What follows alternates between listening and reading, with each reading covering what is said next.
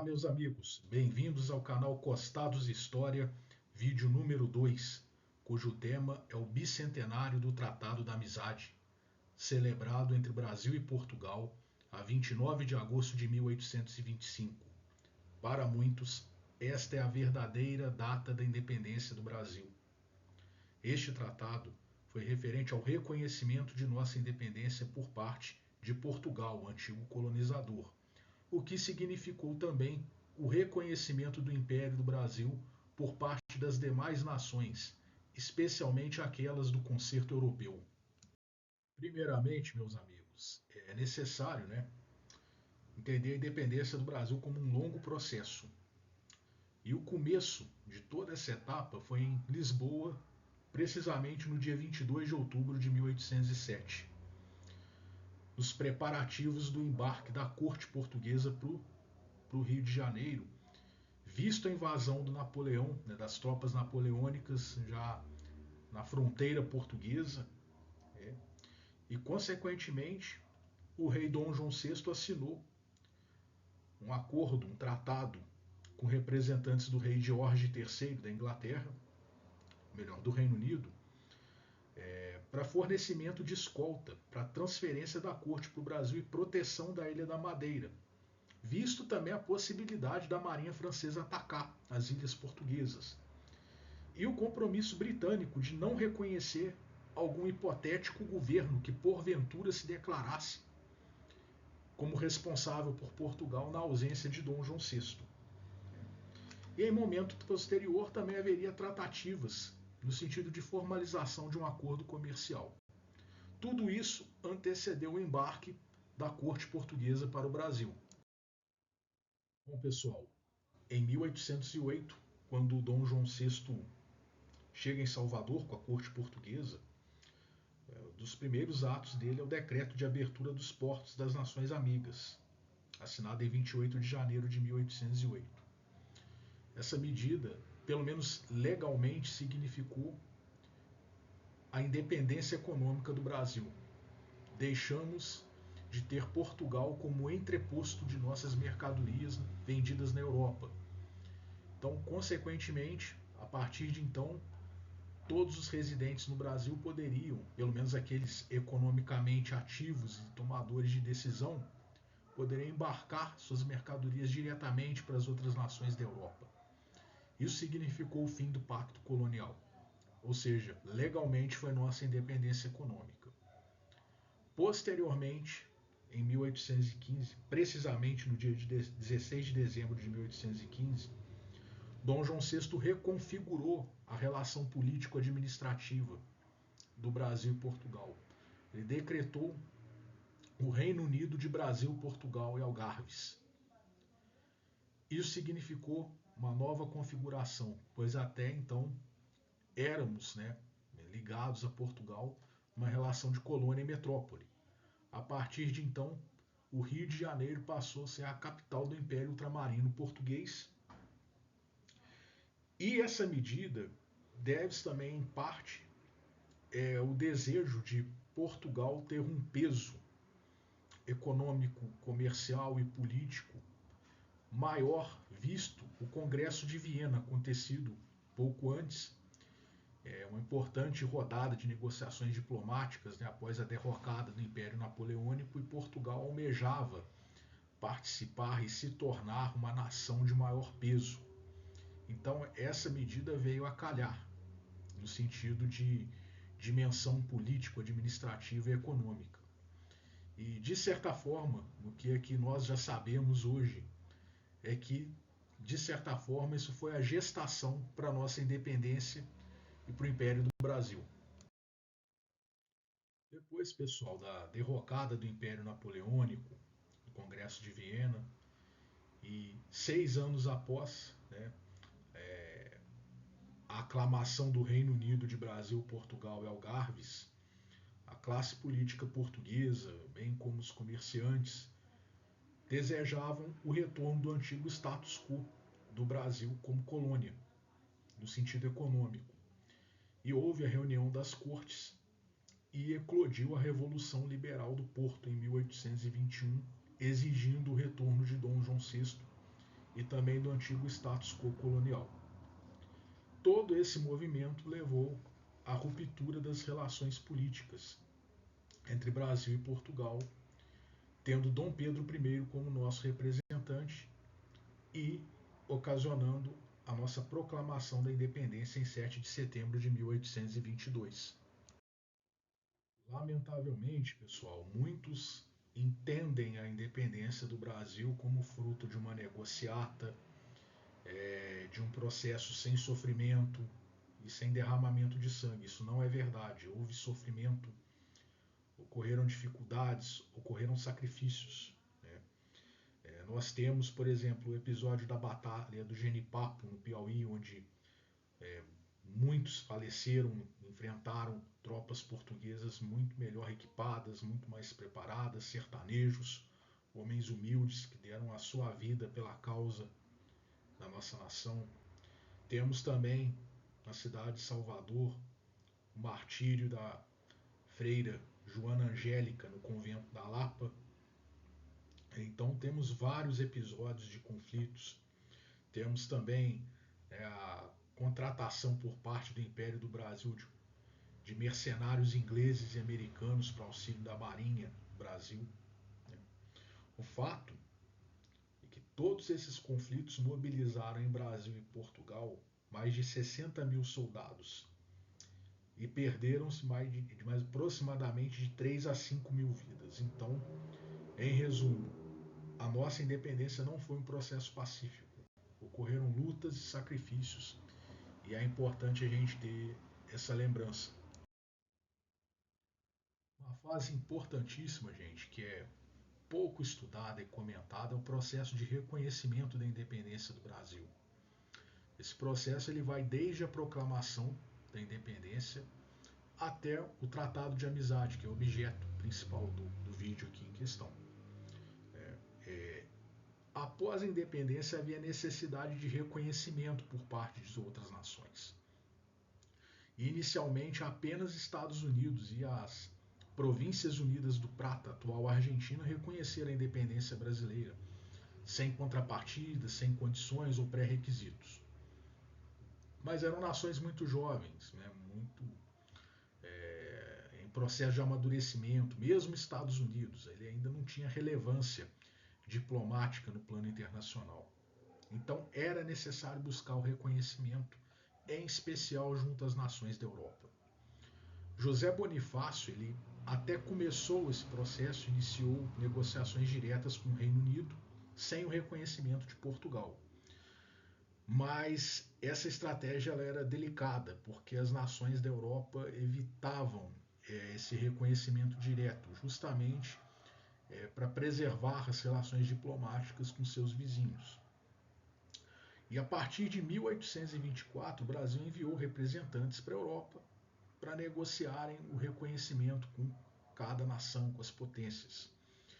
Em Londres, estabeleceu, por exemplo, o Caldeira Brant e o Manuel Gameiro. O Caldeira Brant, personagem famoso e controverso, que pode ser talvez até objeto de um futuro vídeo. E eles utilizaram como instrumento de negociação as tarifas preferenciais que os ingleses já estavam usufruindo quando foi proclamado o Reino Unido de Brasil, Portugal e Algarves. E no Brasil era urgente a necessidade de reconhecimento por causa do risco de fragmentação do nosso imenso território. A gente já tinha vivenciado a Confederação do Equador, depois a Guerra da Cisplatina, que foi a independência do Uruguai. Enquanto isso, Portugal se mantinha irredutível. Além da questão política também, havia uma questão interessante no sentido de sucessão dos tronos. Dom João VI, rei português, era pai de Dom Pedro I, proclamado imperador do Brasil. Como seria a sucessão em Portugal e no Brasil? Tudo isso não estava decidido, não estava resolvido. E no caso da Inglaterra, Senhora dos Mares, eles tinham um dilema considerável. Havia o interesse de reconhecer a independência do Brasil, visto a questão do status econômico que existia, principalmente comercial, entre Brasil e Inglaterra, com as tarifas preferenciais, mas também havia uma sólida e antiga aliança entre Portugal e Inglaterra. Então havia esse dilema inglês. Visto todas essas questões, nomearam o embaixador Charles Stuart, conhecido, experiente na Inglaterra naquele período, para intermediar um acordo entre Brasil e Portugal. Primeiramente, ele esteve em Lisboa e recebeu como demanda portuguesa o recebimento de uma indenização por parte do Brasil referente a bens deixados pela coroa portuguesa no Rio de Janeiro e também ressarcimento pela perca de direitos das capitanias hereditárias, que até então, grande parte, eram capitanias reais. Elas já haviam sido, digamos assim, utilizar um termo moderno, estatizadas pelo Estado português face às antigas famílias dos donatários. Visto todas as questões, o embaixador Charles Stuart dirigiu-se ao Rio de Janeiro. Chegou no dia 17 de julho de 1825. Inicialmente não foi bem recebido por causa da proposta encaminhada pelos portugueses para o reconhecimento de nossa independência. E Dom Pedro I também flertava ou barganhava no processo de negociação com reconhecimento por parte da França, com o intuito de obter resultados positivos, no sentido de haver um concorrente nas negociações. Porém, pessoal, o poderio britânico não era desprezível, né, visto a sua marinha e também a vitória após a derrocada do Império Napoleônico. Dito tudo isso, em 29 de agosto de 1825, com a intermediação do embaixador, do diplomata Charles Stuart, foi formalizado o Tratado de Amizade e Aliança entre Brasil e Portugal. E quais foram os termos, pessoal, do Tratado de Amizade formalizado entre Brasil e Portugal? Primeiramente, o reconhecimento por parte de Dom João VI ao Império do Brasil como entidade independente e a transferência da soberania do dito império para Dom Pedro I. Tudo isso mostra o impasse que havia na questão política de sucessão, que foi formalizada e concluída no Tratado da Amizade. Além disso, comprometimento do Império do Brasil em não aceitar proposições de colônias portuguesas para se juntar ao Brasil, especialmente Angola e outros territórios litorâneos, Guiné-Bissau, entre outros, que Portugal possuía, né, já no contexto colonial. Também estabeleceu o restabelecimento da amizade entre as nações e respeito aos bens de raiz possuídos por nacionais da outra nação em seus territórios. Aí, né, pessoal, especialmente os portugueses, que eram muitos no Brasil, né, e muitos aqui já com propriedades rurais, estabelecimentos comerciais aqui. E também a restituição de propriedades confiscadas, em especial embarcações apreendidas no contexto da Guerra de Independência. E também tarifas mútuas de 15% incidentes nas mercadorias de comércio entre as nações. Houve também, pessoal, uma segunda convenção posterior, em caráter secreto, que só foi revelada na Assembleia Legislativa de 1826. Muito polêmica e alvo de ferozes críticas. Coube ao Brasil indenizar Portugal em 2 milhões de libras, na ocasião da formalização do Tratado de Amizade. O que seria exatamente esses 2 milhões de libras a indenizar? Um antigo autor, bastante polêmico, né, pelo seu passado de envolvimento no integralismo e obras com um tom nada politicamente correto, mas consideravelmente ricas no sentido de informação. Temos o Gustavo Barroso, na sua obra Brasil, Colônia de Banqueiros. E ele esmiuça os itens, né, que compôs essa indenização, esse valor de 2 milhões de libras. Ele informa 1.400.000 libras referentes ao pagamento de dívida de Portugal junto ao Reino Unido, referente ao empréstimo formalizado em 1823 para despesas de guerra com o Brasil. E também o valor de 600.000 libras de indenização a Portugal referente a bens e direitos deixados no Brasil. Segundo Barroso, toda essa valor, né, de 2 milhões de libras ele foi substituído pela emissão de títulos brasileiros em réis, moeda nacional, com juros de 5% ao ano, que resultou em rolagens, outros empréstimos e, por consequência, nos gerou um passivo de 12.620 contos de réis de amortização e 10.264 contos de réis de juros, totalizando 22.884 contos de réis. Este foi o custo financeiro do Tratado de Amizade, encargo que ficou compromissado e empenhado por parte do Império do Brasil. O que eu acho fundamental, pessoal, é entendermos, né, o que representava este valor. Qual que era o peso do valor pago pelo Tratado da Amizade. Uma obra que gosto muito, História Econômica do Brasil, de Simonsen, esmiuça detalhes, principalmente números desse período colonial, e nos dá dimensões de valores, medidas, né, para podermos ter um meio de julgar se foi pesada essa indenização, se foi um valor módico.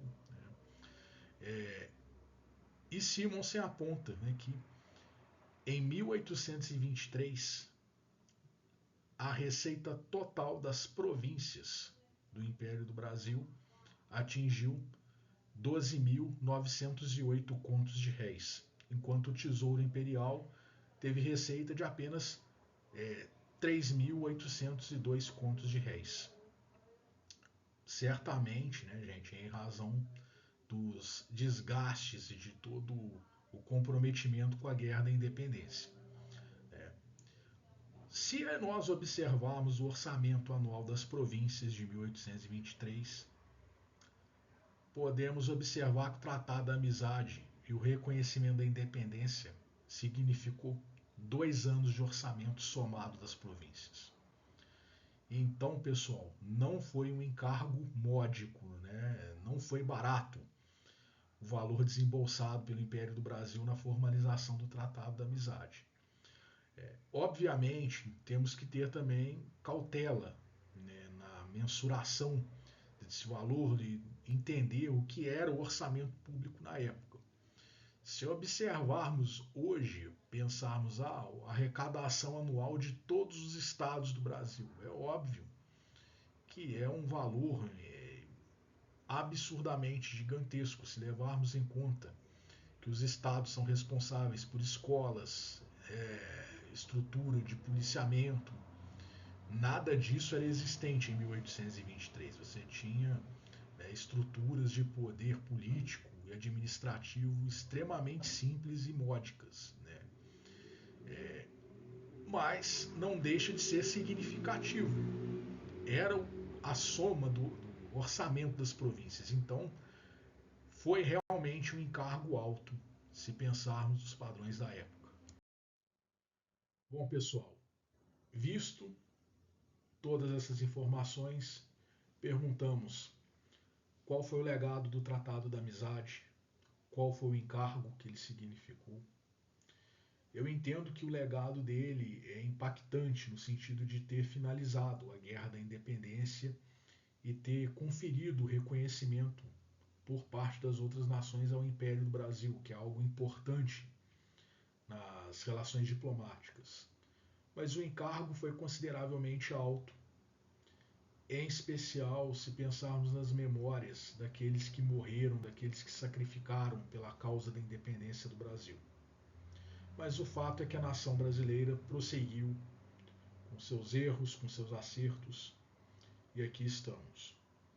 O que acho de extrema importância é lembrarmos, seja no sentido de relato, no sentido de descrição dos acontecimentos, como também de reflexão dessa data que provavelmente vai ser muito esquecida, né, ignorada pelos meios de comunicação, pelos meios acadêmicos. Né? O que eu gostaria, pessoal, é da opinião de vocês a respeito do vídeo, né? E eu gostaria de finalizar essa reflexão que, entendendo que o esquecimento é negligência da população com a história, a ausência de consciência cívica e os problemas políticos de nosso país estão correlacionados, infelizmente. E o que é importante é seguirmos adiante a nossa nação caminhando, estudando, aprendendo e lutando por um país melhor. E aqui, pessoal, finalizo esse vídeo, essa apresentação com a bibliografia utilizada, né? E o Tratado da Amizade, né, o Tratado de Paz, Amizade e Aliança, ele pode ser acessado na internet, na íntegra, todo o conteúdo. E agradeço a atenção de todos e vamos seguir adiante na produção de novos vídeos e conto com a colaboração e a participação de todos. Um grande abraço.